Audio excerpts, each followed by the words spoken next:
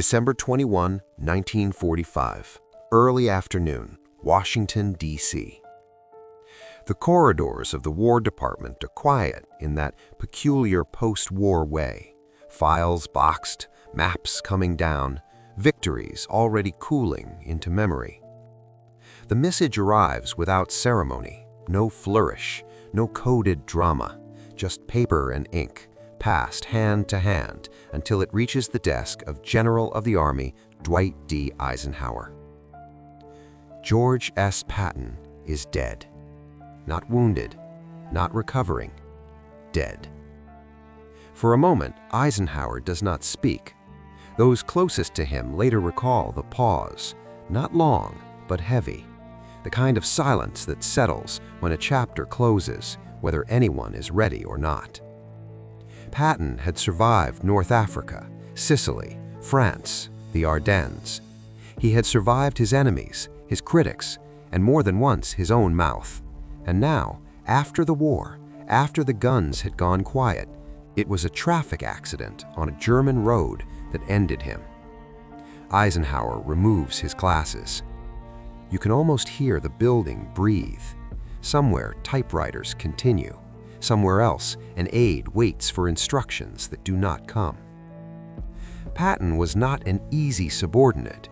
He had been a problem Eisenhower managed rather than solved, a weapon too sharp to discard, too dangerous to leave unsheathed. Their relationship was never warm, but it was intimate in the way command relationships often are, defined by trust under pressure, by arguments never written down. Eisenhower finally speaks. His voice is controlled, professional, but those who heard it said there was no mistaking the weight. Patton was one of the most brilliant soldiers our country has produced, he says quietly. Then, after a pause, and one of the most difficult. It is not a eulogy, not yet. It is an admission. In Patton's death, Eisenhower understands something immediately. There will be no reckoning now, no final command, no chance for Patton to age into reflection or disgrace himself one last time. History will freeze him exactly where he fell, dangerous, victorious, unresolved. Outside, flags are lowered to half-staff. Inside, Eisenhower signs the necessary papers, already aware that this loss is not just personal or professional, it is political. It is symbolic, and it forces a question that cannot be delayed any longer. What does the American Army become without its most uncontrollable general? The news travels fast and then faster than intended. By nightfall, embassies know, Allied headquarters know. So do the journalists who had never quite forgiven Patton were stopped admiring him.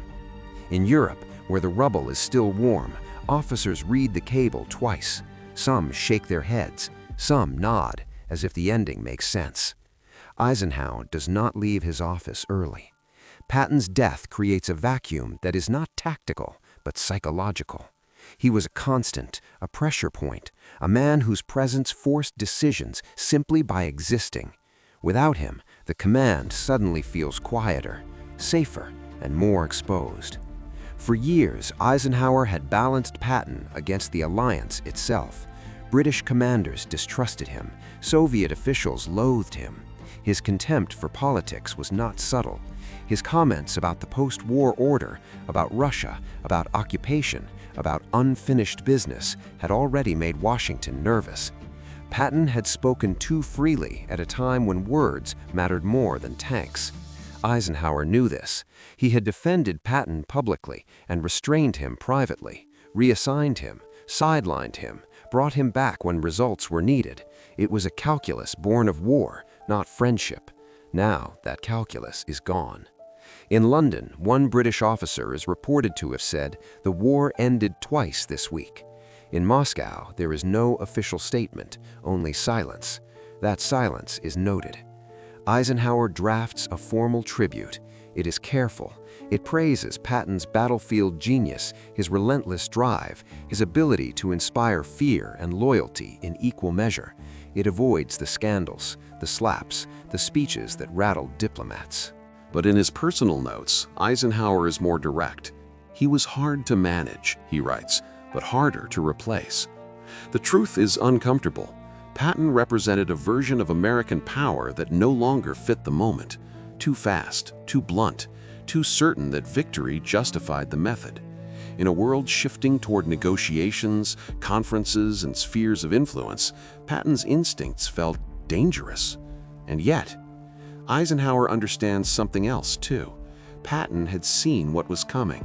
He had sensed the coming fracture in the alliance, the thinness of post-war unity. Where others spoke of peace, Patton spoke of momentum. Where others urged patience, he warned of delay. Speed versus preparation, results versus protocol. The war had rewarded Patton's way of thinking. The peace would not. As Eisenhower looks at the empty chair across from his desk, Patton's voice no longer filling rooms, no longer forcing arguments, he realizes the alliance has lost its loudest dissenter. And dissent, he knows, is often the first casualty of peace. There is no dramatic meeting, no shouted argument, no final reconciliation.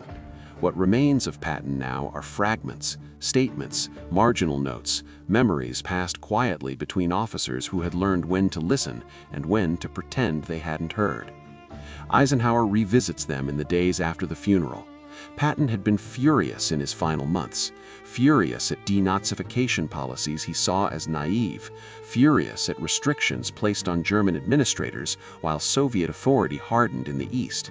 He had called the emerging order a pause, not a peace. Those words had reached Eisenhower's desk more than once. They had been ignored or postponed or buried under the necessity of alliance politics. Now, with Patton gone, Eisenhower can read them without consequence and without reply. One aide recalls Eisenhower tapping a page lightly, as if weighing its truth by touch. "He's not wrong," Eisenhower murmurs, "but he wasn't governable." That is the revelation Patton's death forces into the open. The war had been won by men who broke rules faster than they broke the enemy. The peace would be held by men who obeyed rules even when they no longer made sense. Patton belonged to the first world. Eisenhower was being asked to lead the second. Behind closed doors, Eisenhower confides to a colleague that Patton's death solves nothing. It merely removes the voice that made problems impossible to ignore. The Soviet question remains. The occupation lines remain. The uneasy transition from allies to rivals is already underway. And now, the American army is missing its sharpest edge. Publicly, Eisenhower's statement is dignified. "History will judge General Patton's contributions fairly," he says. Privately, he knows history will simplify him, turn him into either a hero or a liability. The truth that Patton was both at the same time will be harder to hold. Eisenhower understands, perhaps too late, that Patton had forced clarity through discomfort. He had asked the wrong questions at the wrong time, and sometimes that made them the right questions. What happens when momentum stops? What happens when victory hesitates? The alliance, already fraying, moves forward without answering. Patton's death does not change the direction of history, but it removes resistance. It makes the next steps easier to take and easier to regret. Eisenhower signs off on another memo, another compromise, another carefully balanced decision. And for the first time since Normandy, no one in the room argues back. The months that follow are orderly, too orderly. Commands are restructured, occupation zones are formalized, language hardens, policy, stability, containment. The war's vocabulary gives way to something colder, more permanent. Eisenhower watches it happen from the inside. Without Patton, there are fewer confrontations, fewer uncomfortable memos, fewer reminders that power, once slowed, rarely accelerates again on its own. Decisions pass with consensus, not because everyone agrees, but because disagreement has become inconvenient. This is the consequence no communique mentions. Patton's absence smooths the process, and in smoothing it, something is lost. Eisenhower understands that the alliance is changing shape. The United States is no longer merely a military force. It is becoming an administrator of outcomes it cannot fully control. Patton had never pretended to be suited for that role. At a private gathering, Eisenhower is asked whether Patton would have adjusted. The question is casual, almost rhetorical. Eisenhower answers carefully. He would have tried to win the peace the same way he won the war. A pause. That may not have been possible. But the pause says more than the sentence. Across Europe, lines harden, not front lines, ideological ones. Each side interprets restraint as weakness, patience as opportunity. Patton had warned about this dynamic, not as a theorist, but as a soldier who understood momentum in his bones. Now momentum belongs to someone else. Eisenhower feels the weight of transition. He is no longer choosing between generals, he is choosing between futures. Stability over speed, unity over advantage, protocol over instinct. Each choice is defensible, none is free. Patton's name appears less often, then mostly in the past tense. His image is polished, simplified. The troublesome parts were sanded down for memory. Eisenhower notices this with unease. History, he knows, prefers manageable figures. The truth is harder. Patton's death made the post-war order easier to construct and easier to misjudge. His absence did not cause the Cold War, but it removed one of the last voices unwilling to pretend the alliance would last. In private, Eisenhower carries that knowledge forward. It informs his caution, his reluctance.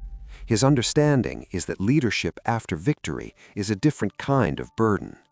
The war had demanded men like Patton. The peace would not forgive them. Type continue to generate the next section. Years later, when Eisenhower is asked about Patton, the answer comes more slowly. By then, Eisenhower had worn another uniform, civilian this time. President. Custodian not just of armies, but of a fragile global balance. The world has split along the lines Patton once warned would harden, east and west. Influence is measured not in miles advanced, but in ideologies held. The question is simple. The answer is not. Eisenhower does not speak of regret. He speaks of limits. Patton was built for moments of decision, he says, not moments of accommodation. It is not a defense, it is not a dismissal, it is a final placement. What Eisenhower never says publicly, but those closest to him understand, is that Patton's death marked the end of an American certainty, the belief that speed alone could shape outcomes, that momentum, once seized, could be safely held. After Patton, power became procedural. Dominance required permission. Victory required consensus. The United States was no longer simply the strongest, it was responsible. That responsibility came at a cost. What was gained was stability, a measured peace, time. What was lost was clarity, the brutal honesty of force unfiltered by diplomacy, the willingness to admit that some conflicts do not pause, they only wait. And what could never be recovered was the moment when one side might have still believed history could be pushed rather than managed. Patton died believing the war had ended too early. Eisenhower lived long enough to see that it had ended exactly when it had to. Between those two truths lies the post-war world. The uncomfortable verdict is this: Patton was wrong about the peace, but right about its consequences. And Eisenhower, who understood both, chose the only path left to him. Not because it was decisive, but because it was survivable.